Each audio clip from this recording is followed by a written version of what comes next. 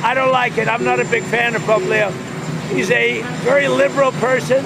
I have no fear of neither the Trump administration nor speaking out loudly about the message of the gospel. And that's what I believe I am called to do, what the church is called to do. Blessed are the peacemakers is the message that the world needs to hear today. But woe to those who manipulate religion in the very name of God for their own military, economic, or political gain. They turn a blind eye to the fact that billions of dollars are spent on killing, on devastation, yet the resources needed for healing, education, and restoration are nowhere to be found.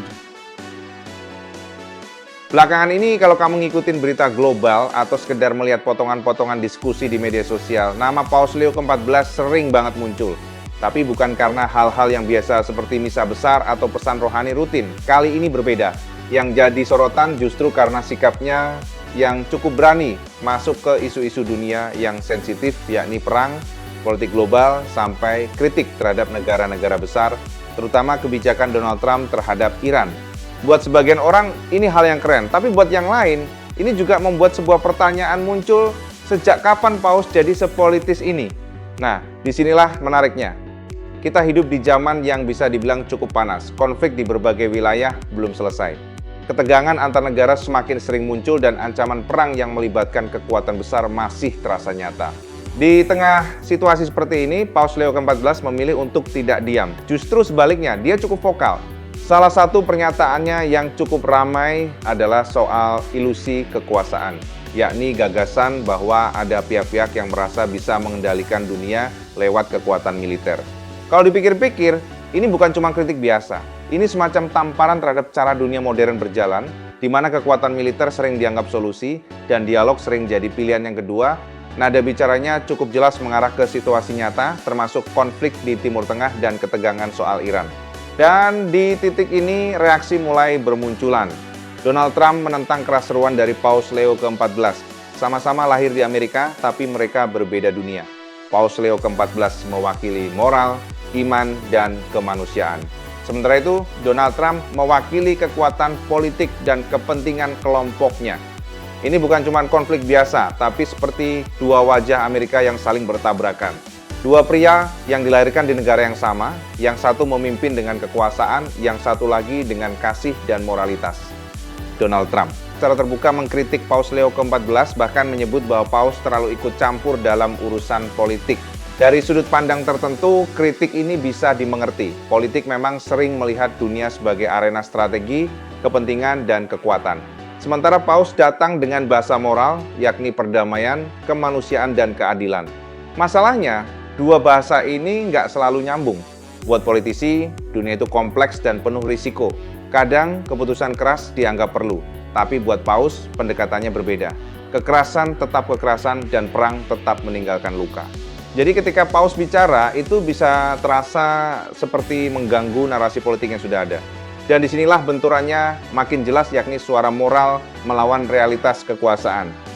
Yang menarik dari Paus Leo ke-14 adalah gaya kepemimpinannya. Dia nggak kelihatan mau jadi Paus yang aman-aman saja.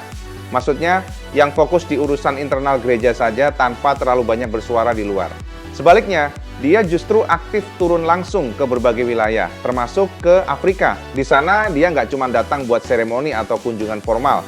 Dia juga bicara soal hal-hal yang cukup sensitif seperti eksploitasi, ketimpangan ekonomi, dan bagaimana negara-negara berkembang sering menjadi korban sistem global.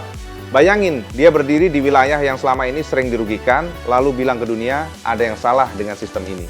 Itu bukan pernyataan ringan, dan tentu saja, itu juga bukan sesuatu yang disukai semua pihak. Salah satu hal yang bikin Paus Leo ke-14 beda adalah cara dia ngomong. Dia nggak selalu pakai bahasa religius yang tinggi atau sulit dimengerti.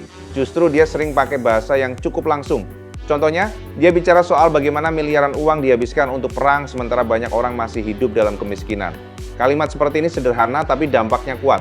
Karena sebenarnya ini bukan cuma isu agama. Ini isu kemanusiaan. Dan siapapun, entah dia religius atau enggak, bisa ngerti poinnya. Meskipun banyak yang mendukung sikap Paus Leo ke-14, nggak semua orang di dalam gereja otomatis setuju 100%. Ada yang melihat ini sebagai langkah berani, bahkan perlu, Mereka bilang gereja memang harus bersuara di tengah dunia yang kacau. Kalau bukan gereja, siapa lagi?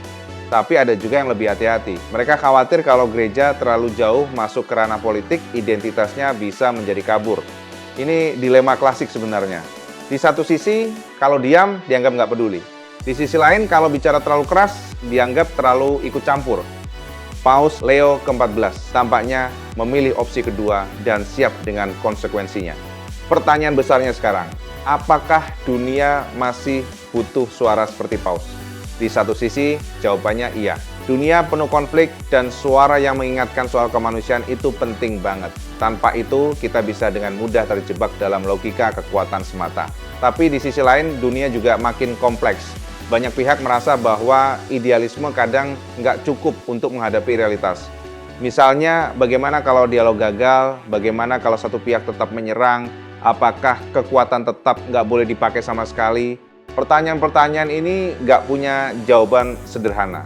Dan mungkin justru disitulah peran Paus. Bukan untuk memberikan solusi teknis, tapi untuk menjaga arah moral tetap ada. Kalau dilihat dari situasinya sekarang, satu hal jelas, semakin vokal Paus Leo ke-14, semakin besar juga potensi kontroversinya. Dalam sejarah, banyak tokoh yang bersuara tentang keadilan juga mengalami hal yang sama.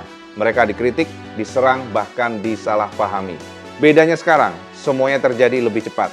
Media sosial, berita online, dan opini publik bisa langsung membesar dalam hitungan jam. Jadi setiap pernyataan Paus bukan cuma didengar oleh umat Katolik, tapi oleh seluruh dunia dengan berbagai reaksi yang berbeda. Kalau dirangkum, isu tentang Paus Leo ke-14 ini sebenarnya bukan cuma soal beliau melawan politisi tertentu. Ini tentang sesuatu yang lebih besar, yakni tentang bagaimana dunia melihat kekuasaan, tentang bagaimana moral masih punya tempat, dan tentang bagaimana perdamaian masih menjadi tujuan atau hanya idealisme semata. Paus Leo ke-14 memilih untuk berdiri di sisi yang jelas, yakni perdamaian, keadilan, dan kemanusiaan. Apakah itu mudah? Jelas tidak. Apakah itu selalu efektif? Belum tentu. Tapi apakah itu penting? Sangat penting. Di dunia yang makin keras, suara seperti Paus Leo ke-14 bisa terasa mengganggu. Terutama bagi mereka yang sudah nyaman dengan cara dunia berjalan sekarang, tapi justru mungkin disitulah nilainya. Karena kalau semua orang hanya mengikuti arus, nggak akan ada yang mengingatkan bahwa ada arah lain yang mungkin lebih manusiawi. Paus Leo ke-14 bukan politisi, dia juga bukan pemimpin militer. Tapi dia punya sesuatu yang langka di dunia modern, yakni otoritas moral. Dan meskipun suara itu nggak selalu populer di kalangan politisi Amerika, keberadaannya tetap penting. Karena pada akhirnya pertanyaannya bukan sekedar siapa yang paling kuat, tetapi juga apa yang benar untuk umat manusia. Di tangan spesies bernama manusia ini, dunia mau dibentuk atau mau dihancurkan. Semoga situasi di kemudian hari menjadi lebih baik. Tetap berserah pada Tuhan dan berdoa kepadanya dalam situasi yang sulit ini. Sampai jumpa.